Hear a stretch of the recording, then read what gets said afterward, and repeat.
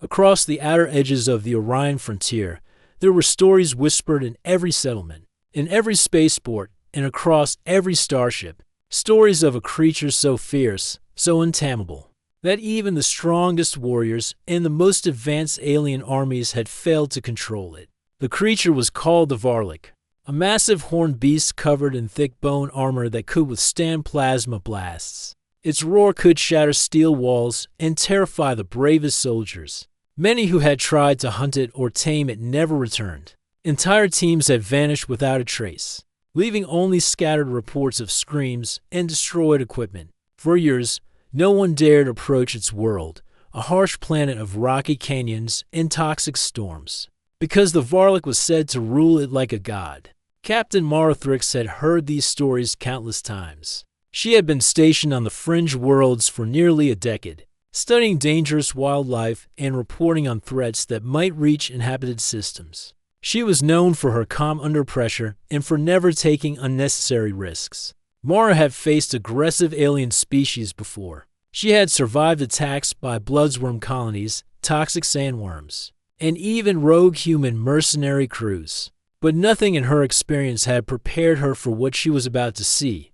Mara's ship, a modest survey cruiser, had arrived at Outpost Delta 12, a remote research station that orbited the edge of the Varlak's territory. The outpost was mostly abandoned, with a skeleton crew of researchers and guards. Mara had come to observe from a safe distance, confident that her scanners and drones would give her all the information she needed. She had no intention of confronting the Varlik directly. She had seen what happened to those who tried to. Her first hours at the outpost passed uneventfully. She checked her sensors, calibrated her drones, and recorded data about the harsh environment. The winds on the planet below were strong, carrying clouds of dust and fine metal particles. Temperatures swung wildly between scorching days and freezing nights. Mara felt the tension of knowing that somewhere on that rugged surface, the Varlik roamed freely. Then she saw him. At first, she thought her sensors were malfunctioning.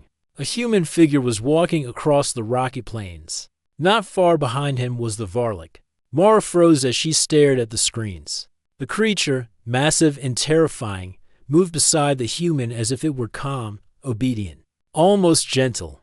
Its bone armor glimmered under the pale light of the twin suns. Its horns curved sharply toward the sky, but it did not charge. It did not roar. It simply walked alongside the human. Mara's heart pounded. She double-checked her readings, convinced it was a trick or some advanced hologram. But the heat signatures, the motion, the sheer physical mass of the creature confirmed it was real. And the human, he was moving freely, without fear, without weapons, without anything that could possibly defend him. She activated the ship's visual scanners and zoomed in. The man was young, perhaps in his late 20s. He had short brown hair, a loose jacket, and sturdy boots, but no armor or weapon that Mara could see. He carried a satchel and walked calmly, almost leisurely, across the jagged terrain. The Varlik followed, lowering its head occasionally, its massive claws kicking up dust. The beast's eyes, which were supposed to be full of rage, seemed to watch the human carefully. There was intelligence in its gaze, a recognition that Mara had never imagined a human could earn from such a creature. Mara's mind raced. No human or alien had ever been able to approach a Varlik without being killed. The stories of failed hunts were countless. Soldiers and researchers had tried with cages, traps, and weapons. Nothing worked. The Varlik was said to be untamable, violent, and unpredictable. And yet, here was this human, walking beside it without a hint of fear. She couldn't contain herself. She pressed a button to open a direct channel. "Human, this is Captain Marathrix of the Orion Frontier Survey," she said over the comm. Her voice was steady, but inside, she trembled. "Identify yourself and explain how you are alive." The man paused. He turned slowly toward the ship's camera. He smiled, a simple, confident smile. "I'm Luke Carter," he said calmly. "And Ember doesn't want to hurt me." Mara blinked. Ember? She looked back at the creature. The Varlik had lowered its massive head until it was nearly level with Luke. It let out a soft rumble, almost a purr. Mara's jaw tightened. This was impossible. No living being had ever controlled a Varlock like this. Explain yourself, she said again, this time trying to keep her tone neutral. How is this possible? How have you survived on this planet? Luke shrugged lightly. I crashed here months ago. No ship, no supplies, just me. Ember was aggressive at first, like all the stories say. I learned fast. I didn't fight her. I didn't try to dominate her. I fed her. I respected her space, and I stayed calm. Over time, she learned to trust me. Mara's mind refused to process the simplicity of the explanation. You earned the trust of a Varlock? She asked slowly. Luke nodded. It's not about control. It's about trust. The enormity of what she was witnessing hit her. The Varlock was massive, bigger than anything she had ever seen. Its muscles rippled under bone armor. Its horns were sharp enough to impale a starship hull. Yet it obeyed Luke without fear, without threat, without coercion. This was not just survival. This was an achievement beyond anything Mara had known humans could accomplish. Mara requested permission from her superiors to beam down to the planet's surface. But they hesitated. The Council feared losing her, just as it had feared losing every other crew that had attempted to study the Varlock. But Mara could not wait. She needed to see this human and this creature up close. She prepared her shuttle, donning light armor and carrying only the essential supplies. She refused weapons. If Luke had survived this long without them, she needed to approach the situation as he had without intimidation. The descent to the planet was rough. Dust swirled violently around the shuttle as Mara's pilot guided her toward the flat plains, where Luke and Ember were standing. When the shuttle landed, the engines kicked up a cloud of metal dust, and Mara held her breath, wondering if the Varlock would attack. Instead, Ember simply stepped back, watching her carefully. Luke raised a hand. Easy, he said softly. The Varlock rumbled and lowered its head, allowing Mara to step out of the shuttle. Her feet sank into the rocky soil, and she felt the weight of the moment. Here she was, standing in front of the galaxy's deadliest known creature, alive, with a human who had done the impossible. Every instinct told her to reach for her weapon. Every rational thought warned her that one wrong move could end her life. But she did not. She trusted Luke. And somehow, she felt Ember could sense that trust. Luke extended his hand toward Mara. I know it's hard to believe, he said, but she won't hurt you. She never hurts those she trusts. Mara took a cautious step forward. Ember's massive head turned slightly, eyes glinting in the sunlight. Then, in a gesture that defied all reason, she nudged Mara's shoulder lightly with her armored snout. Mara stumbled slightly, heart racing, but realized that the creature had accepted her presence. For the first time in her career, Mara understood that humans were capable of things no alien species could comprehend. Not strength, not technology, but patience, empathy, and a willingness to connect. Luke had survived where empires had failed, and he had done it not by force, but by understanding. Mara finally spoke, her voice quiet. You actually did this. You tamed her? Luke shook his head, smiling. Not tamed, befriended. Ember and I. We trust each other. That's all. Mara studied the human, then the creature. She had thought she had seen it all. She had thought she knew the limits of survival. But standing here, witnessing the impossible, she realized she had underestimated humans. The wind howled across the plains, carrying dust and echoes of distant storms. Mara looked at Ember, towering and dangerous, yet calm. She looked at Luke, small and unarmed, yet fearless. And she realized that fear was not what had kept humans alive in the galaxy. Curiosity, courage, and connection did, for hours. Mara watched as Luke and Ember moved together across the plains, responding to each other's gestures, communicating without words. Every movement was a lesson, every glance a silent message. Mara understood that if humans could form bonds like this, if they could survive where others failed, then the galaxy had no idea what it was up against. As the twin suns began to set, casting a golden glow over the jagged rocks, Mara finally allowed herself to breathe.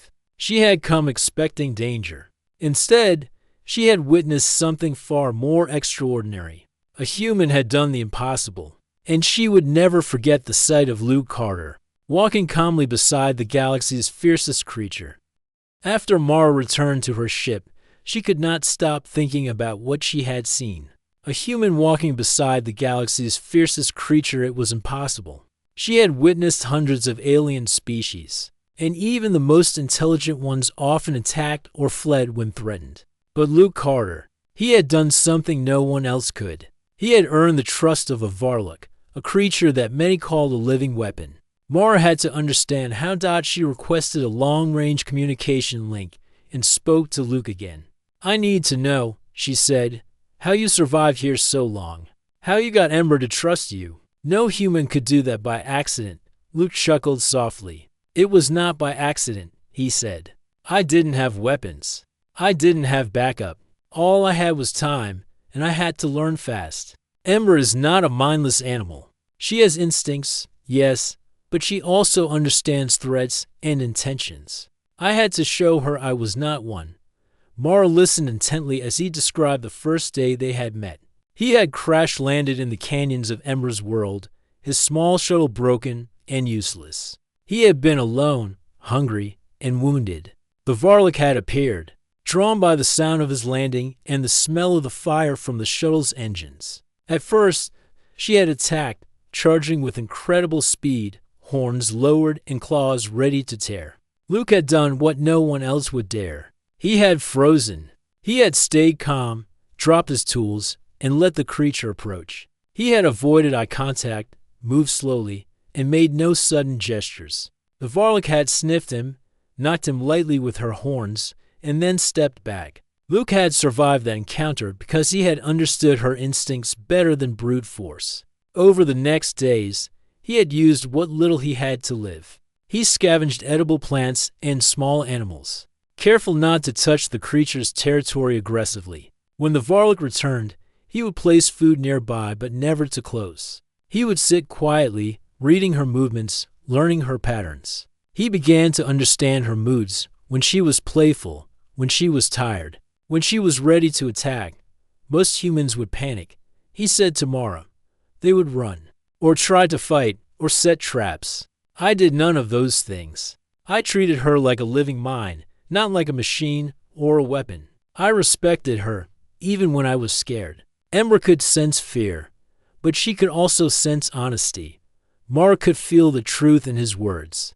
The galaxy often underestimated humans. Many aliens assumed humans survive only through aggression or technology. They were wrong.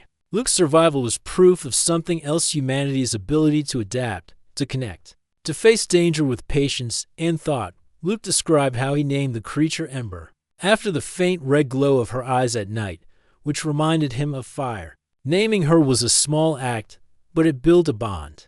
He spoke to her constantly, using soft tones. He mimicked her rumbles and low growls, showing that he could communicate without threatening her. Slowly, the Varlock began to respond. She allowed him to approach, then touch her armored neck lightly. She let him guide her movements without resisting. By the end of the first month, Luke could walk beside Ember, and she would follow without aggression. She began to anticipate his movements, stopping when he slowed, turning when he turned. He could read her moods as well. If she was restless, he would calm her with soft gestures. If she was alert to danger, he would give her space. Together, they moved across the harsh terrain, surviving storms, predators, and toxic winds. Mara was amazed as she listened. The human story sounded simple, almost like a child describing friendship, but she knew the truth. No alien, no machine, no weapon could replicate this feat. Luke's survival was more than courage. It was genius in its simplicity. He had treated Ember like a partner, not a tool, and the creature had responded with loyalty and protection. "You really believe she feels for you?" Mara asked. "That she understands loyalty?" Luke nodded. "I don't know how to explain it. She is not human, but she recognizes intention. She knows I would not hurt her. She protects me now because she trusts me, not because she is forced. And I protect her because she saved me from dying alone." Mara reflected on this. Across the galaxy, every powerful creature had been treated like a threat or a weapon. Even the most intelligent alien species often acted with self-interest. But humans had something different. Humans could form bonds where none seemed possible.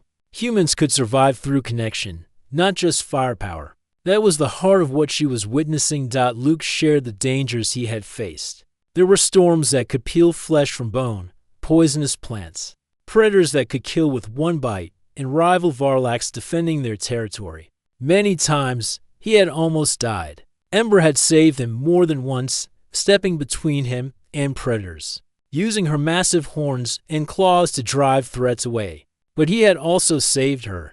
Once, a rockslide trapped her in a canyon. Luke had risked his life to dig her out, using nothing but his strength and determination. Their survival depended on trust, and that trust had been earned through mutual risk and care. Mara asked about the first time he realized the bond was complete. Luke smiled, remembering. It was when a predator, a large winged beast with talons like knives, attacked. Ember could have fought alone, but she stopped and looked to him. He gave a small gesture, a nod. Ember charged, forcing the predator away, but she waited for him at every turn. He realized then that she chose to follow him, not because he ordered her, but because she wanted to. That moment changed everything, Luke said. I knew then that we were partners, not master and beast, just together. And nothing on this planet can break that. Mara felt a deep respect for him. The galaxy often mocked humans as weak, chaotic, or primitive. Yet here was a human who had survived alone against impossible odds, tamed the deadliest creature, and done it without weapons or technology. The story was simple, but the achievement was monumental. Luke explained that he had also learned to read Ember's emotions. She had moods, just like humans, sometimes playful, sometimes angry, sometimes patient. He learned to anticipate her needs. He learned her favorite resting spots, the places she avoided, the sounds that calmed her. In turn, she recognized his emotions, responding to fear, pain, and joy. They developed a silent language, a rhythm of gestures, sounds, and movements that let them navigate the dangerous planet together. Most humans would not last a week here, he said quietly. Most aliens would not even survive a day. But we survived because we trusted each other, and because we adapted. Mara watched him on the screen as he described it. Luke was not bragging. He was simply stating facts. Yet every word revealed something profound. Humans were remarkable, not for their technology, not for their armies, not for their ships, but for their ability to connect, to adapt, and to survive in ways the galaxy could not predict. She realized that the galaxy's fear of humans was not entirely misplaced. Humans were unpredictable.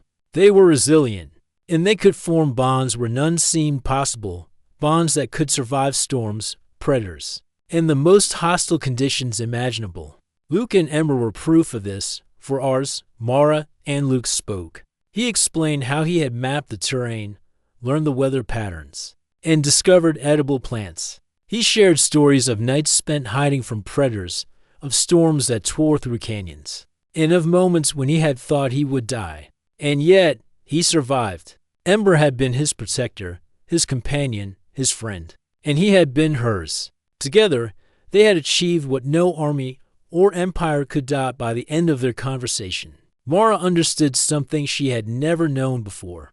Humans were capable of extraordinary feats not because of power, but because of understanding, because of trust, because of courage, because of patience. She had spent her life studying alien creatures and warriors. She had studied weapons and strategies. And yet, nothing she had seen compared to what she was witnessing now. Luke had done the impossible. He had earned the loyalty of a creature that was feared across the galaxy. And he had done it with something the galaxy often overlooked, human heart. As the sun set on the rocky plains, casting long shadows across the jagged terrain, Mara realized she had witnessed history. Not a battle, not a conquest, not a victory of weapons, but a human surviving against impossible odds, forming a bond that no one thought possible.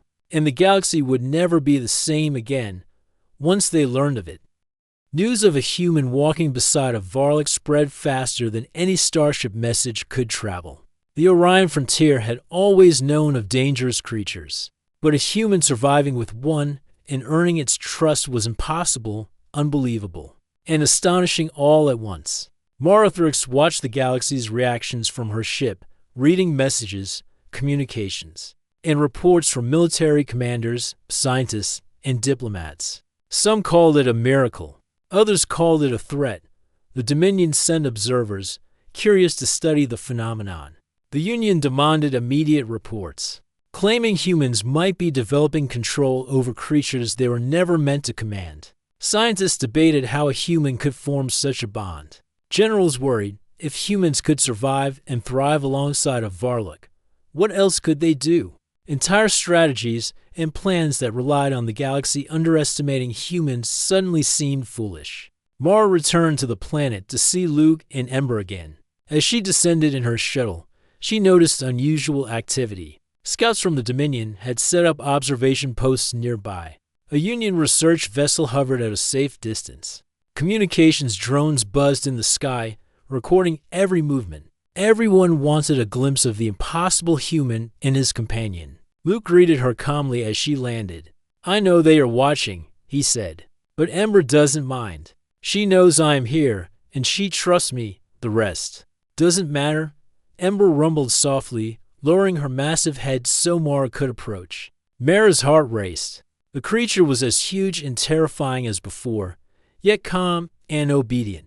Luke had earned that trust, and it was visible in every movement Ember made. Mara realized that no amount of observation from a distance could teach the galaxy what humans could do with patience, courage, and empathy. What happens when they try to interact? Mara asked, what if they come closer, or worse, try to capture her? Luke's eyes were steady. They won't, not while I am here. Ember knows the difference between friends and threats, and I am her friend. Anyone who approaches her without my approval, they will regret it. The first test came sooner than expected. A fleet of mercenary ships approached the planet, ignoring the warnings. They had heard rumors of the human and the Varlock, and they wanted Ember for themselves. Mara watched from her shuttle as the ships descended. Automated cannons began scanning the planes. The humans aboard had weapons ready to fire. They intended to take Ember, no matter what. Luke did not panic. He walked calmly toward Ember, who watched the ships carefully. Mara felt the tension in the air. A single wrong move could start a battle the outpost could not survive. But Luke did not reach for a weapon. He simply stood beside Ember, his hand resting lightly on her armored neck. Ember's response was immediate. She stomped her massive feet, sending dust and rocks flying. Her horns lowered, and a roar that shook the surrounding cliffs erupted from her throat. It was not a roar of anger, Mara realized, but a warning. A clear message: do not come closer. The mercenaries hesitated. Some fired warning shots, but Ember moved with incredible speed, deflecting the blast with her armor and charging to scare them away. She was enormous, fast, and intelligent. Mara watched in awe. The humans in the ships had technology, weapons, and numbers, but they could not compete with trust, loyalty, and instinct working together.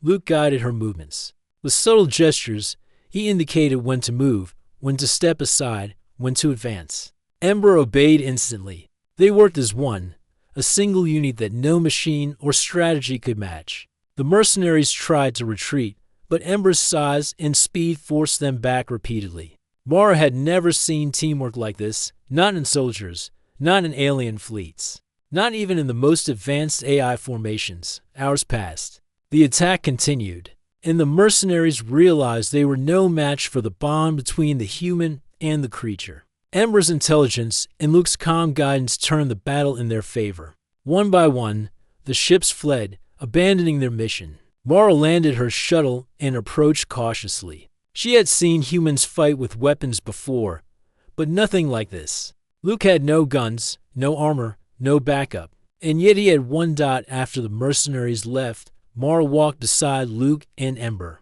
The plains were quiet again, dust settling around the rocky formations. She studied the pair. Ember's body was covered in minor scratches, evidence of the skirmish, but she was unharmed otherwise. Luke's clothes were dusty, his hair tousled, but he was calm, smiling at the creature. Unbelievable. Mara whispered. You could have died. They had weapons, firepower, everything. Luke shrugged. They didn't understand Ember. They didn't understand me. Most beings think survival is about strength or tools. But it isn't. It's about understanding, trust, and courage. That's what keeps humans alive in situations no one else can survive.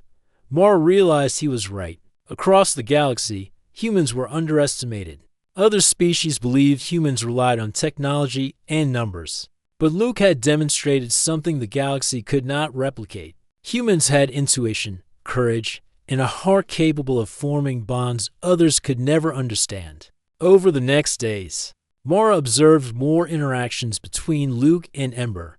She saw how they moved together, how Ember responded to his gestures, how he anticipated her moods, and how she reacted to his needs. Sometimes they played, chasing across the plains, or resting together in the warmth of the twin suns. Other times, they trained, moving carefully to navigate dangerous cliffs and storms. Every moment showed Mara that this was not domination, control, or luck. It was partnership. Scientists arrived next, cautiously approaching with scanners and devices. They attempted to take readings of Ember's brain activity, her movements, and her responses. Luke watched quietly but allowed them limited access. Ember did not resist, but she stayed close to Luke, watching him for guidance. Mara realized that even when tested, the bond held.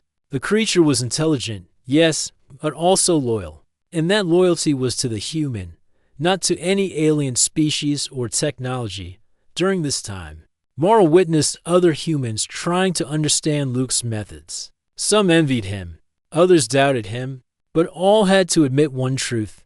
His connection with Ember was real. It was visible in every movement, every glance, every rumble of the creature's throat. Luke explained his philosophy simply. Most beings look for control. They want to force results, to dominate, to use fear. But fear is temporary. Respect lasts. Trust lasts. Ember doesn't follow me because she fears me. She follows me because she knows I would never betray her, never harm her. That's what no one else understands. Mara took careful notes. She realized this would change the galaxy's perception of humans forever. They were unpredictable. They were brave.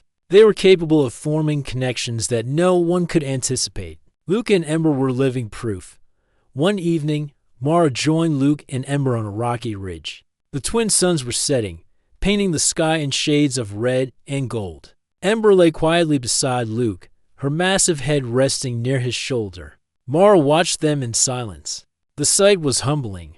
A human, small and seemingly weak, commanding no armies, carrying no weapons, had survived where others had failed. And he had done it with trust, empathy, and courage. You know, Mara said softly. I thought I understood humans. I thought I knew what you were capable of. I was wrong. This is beyond anything I imagined. Luke smiled. The galaxy underestimates humans. But sometimes, it's good they do. It allows us to survive, to do the impossible, to show that strength isn't always what you think it is. Mara nodded. She realized that in a universe filled with weapons, armies, and empires, the most extraordinary power could be something simple: connection, trust, loyalty, and humans. She now understood, had it in abundance. The days that followed brought more attention from across the Orion frontier. Envoys arrived, curious and cautious. Some offered alliances. Some tried to study Ember as a weapon. Luke remained calm, letting the creature guide their interactions. Every time, he reminded Mara and the visitors of one thing: Ember was not a weapon. She was not property. She was a living being with her own mind. And she trusted only those who respected her. Mara realized that Luke's actions were teaching the galaxy a new lesson. Humans could survive against impossible odds. Humans could form bonds where no one else could. Humans were not just a species, they were an unpredictable force, capable of challenging assumptions and rewriting the rules of survival. By the end of the third week, Mara had seen it all. Luke and Ember moved as one. The galaxy watched and learned, slowly understanding that a human and a varlet could coexist, not through domination, but through trust. And in that realization, Mara saw the true essence of humanity: courage, adaptability, empathy, and an ability to do what others could not even dream of attempting. For the first time, Mara felt that humans were not simply another species in the galaxy. They were a force that could not be measured by strength alone. They were a species that could survive, thrive, and even tame the untamable not by force, but by heart. And Luke Carter, with Ember by his side, was proof of that.